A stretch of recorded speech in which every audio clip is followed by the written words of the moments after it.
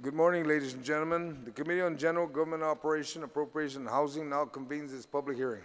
Public hearing notices were given to the media on February 15th. The second notice was given on Wednesday, February 20th. And for the record, today is Friday, February 22nd, and the time is now 9 o'clock. The committee will hear and accept testimony, both oral and written, on the following. Bill number 15-35, as introduced by myself, an act to amend Section 8, Chapter 11 of Public Law 34-116 and to appropriate $298,536 from the general fund to the Guam Election Commission related to the 2018 primary and general election. And Bill number 24-35 COR, as introduced by Senator Talina Cruz Nelson, an act to amend Section 2103.4 N of Chapter 2, Title 4, Guam Code Annotated, relative to the 90-day limit of acting appointments. Joining me today for this public hearing is Senator Kelly Mars Taitano. Want to make sure because you got the two TAI next to each other. And we have Senator Telo Taitigui, and to my right is Senator Clint Rijal, and our legislative secretary, Senator Amanda Shelton. The conduct of this public hearing should be as follows. Those testifying will be recognized in the order of sign-up on the sign-in sheet. Written testimony may be read. Lengthy written testimony should be summarized to about 5 minutes. Written testimony shall be submitted to the committee. Please provide our legislative staff with your written testimony for photocopy. Testimony shall be confined to the substance. Persons will be allowed to present oral testimony only once. Once you are done, you may be asked to remain in the room for question or for additional testimony, as may be desired by the members of the panel. When you speak, please make sure that the microphone is on and that you speak into the microphone. And please state your name for the record. We will now begin to hear testimony on Bill 15-35 COR. Mr. Agustin. Thank you, Mr. Chair. Today, my name is Thomas Agustin. I'm currently the acting director of the Guam Election Commission.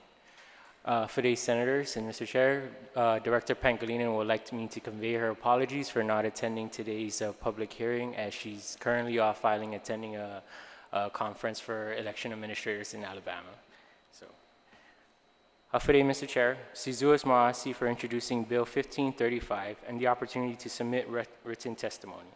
The Guam Election Commission respectfully requests your positive consideration for the GEC's supplemental budget request for fiscal year 2019, unanimously approved at a public meeting of the Commission on November 15, 2018 for $298,536 to cover 2018 primary, special, and general election expenses and the reappointment of GEC personnel. The GEC incurred unbudgeted costs for FY 2018 for the 2018 primary and special elections to include the use of the Department of Education facilities, services rendered by the Guam Police Department, and precinct official meals on election day, and programming and production of the third ballot for the special election for the Office of the Public Auditor, and other costs relative to administering a special election concurrent with the primary election. As a result, the GEC supplemental budget request includes funding for unpaid prior year obligations.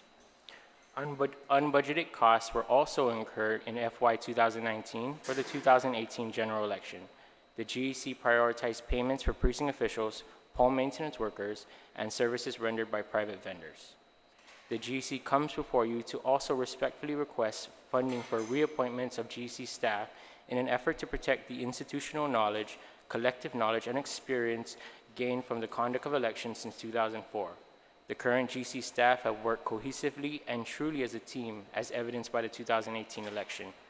7 employees have begun a national certification program for election administration, with two to finish by May 2019. All but 3 of the newest employees are notaries, and over half have earned a college degree. A copy of the request is enclosed for reference, and any additional information will be given to you. Cesar Marcy. Thank you, Mr. Agustin. We also have in attendance Senator Mary Torres and Senator Jim Winnan that have joined us. And I'd ask my colleagues, starting from my right, Senator Rijal, if any of my colleagues have any questions.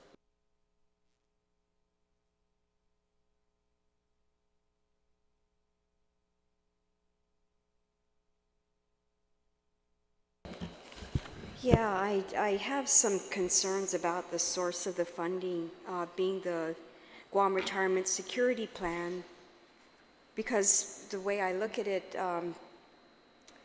that is a trust fund of sorts. And I know that you know, the general election went over budget, and that's not unusual that it goes over budget. So I suppose what it is we're looking at a bill that's going to remedy a gap. But this gap is a recurring gap. Is that your estimate from the Election Commission, that this is, because we, you know, I mean, I'm trying to understand what it is that we're going to fix and never have to repeat again, or whether this is just, you know, the solution to the whole is really something different from an appropriation from a trust account. Do you have any thoughts on that? Yes, thank you, Senator. Well, primarily the budget, the fiscal, the supplemental requests will be used to cover the unbudgeted obligations, and these were the use of the DOE facilities, the services rendered by the Guam Police Department. In past elections, those services were never invoiced to the commission, so we never we didn't had to budget them for them. It was until the 2018 primary election where the agencies informed us that they will be invoicing us for those services. So there's a possibility that the agencies could not be paid and could find ways to absorb those costs within their own budgets.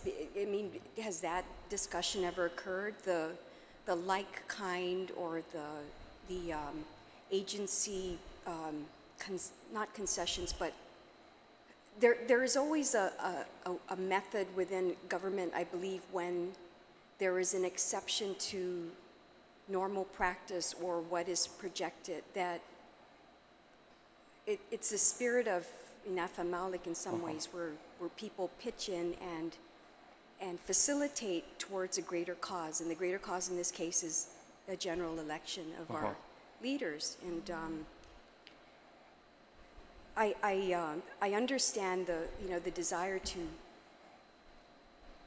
to compensate them for services rendered on behalf of the Guam Election Commission, but I understand that you would, that is the most desired avenue, is to simply be appropriated $298,000, but it begs the question of whether in situations prior, knowing that there's always a shortfall, it's not budgeted, and most likely if there's a challenge, it's going to result in over expenses or beyond budget expenses. Whether there's another scheme that can be provided, sort of like an in-kind measure. Has that in-kind consideration been discussed with the other agencies who rendered? I know the executive director is the one personally working with the agency heads or their representative in assisting him in this matter.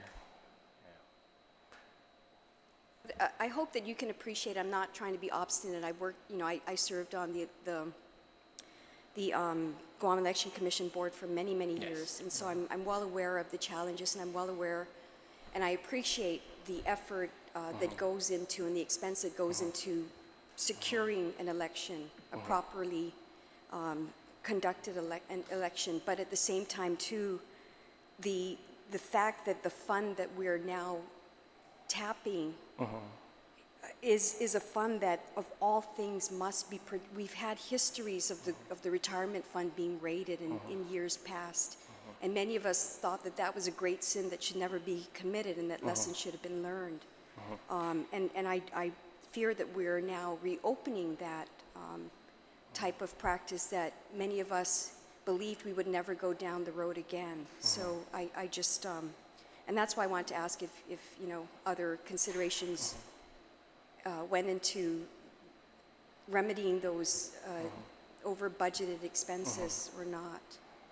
But perhaps that's a discussion for the executive manager. Thank you. Senator Titan, do you have any questions? Senator Titan? Thank you, Mr. Chair, and thank you, Tomas, for being here, too. Thank you. I do greatly appreciate all the hard work at the Guam Election Commission that you do there, and I do know that Maria is doing a great job there to trying to find resources and to be up to date with the Guam Election Commission as far as technology is concerned. Yes. And this is a big issue. Also with regards to protecting the voters' rights and the ballots and everything that comes with it. It's a lot of work, Yes. and I appreciate what you're doing. At that time, this is a non-election year, and I know that in past, the Guam Election Commission has always come up asking for a supplemental budget because of expenses that they don't foresee. Other than this expense, do you see anything else coming up for FY 2020 that you might be going after, like additional funding for equipment or technology to assist the Guam Election Commission? Thank you for that, Senator. In FY18, the GEC received a federal grant from HAVA, and it's specifically to be used for the upgrades of election technologies and securities, as well as professional development. So should any upgrades arise, we will tap into that funding source. Oh, that's great. Then I'm glad to see Maria's looking at other options. And we are actually looking into upgrading our voter registry system and stuff like that, and upgrading our securities. Thank you.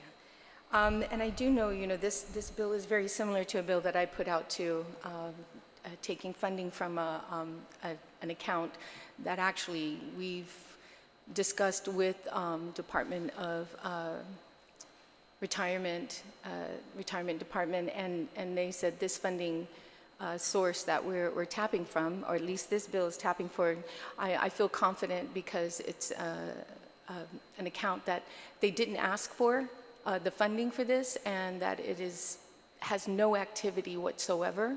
So I feel confident and about this bill and where the money is coming from. So we definitely did talk to retirement regards to this. So I appreciate you being here today, and give our best to everybody at Guam Election Commission. Thank you, Senator. Thank you. Thank you. Thank you, Senator Titan. Senator Boylan, do you have anything? None? All right. Thank you, Mr. St. Augustine. Being that you're the only one that signed up to testify, and there's no one else that would like to testify or wish to testify, there being none, the committee will conclude the hearing for Bill number 15-35 COR. The committee will continue to receive testimony for the next few days. Please address your written testimony to the Committee on Government Operation, Appropriation, and Housing, and submit it via email to Senator Joe S. St. Augustine at gmail.com. This is Marcy for attendance and participation in today's hearing, Mr. St. Augustine. We will Thank you, now Mr. Chair. proceed to Bill number 24-35 COR, introduced by Senator Telina Cruz Nelson, an act to amend Section 2103.4N of Chapter 2, Title 4, Guam Code Annotated, relative to the 9-day limit of acting appointments. We have no one here today. Does any of my colleagues want to comment on this bill? On Bill 24-35? I will start with my left, Senator Titan.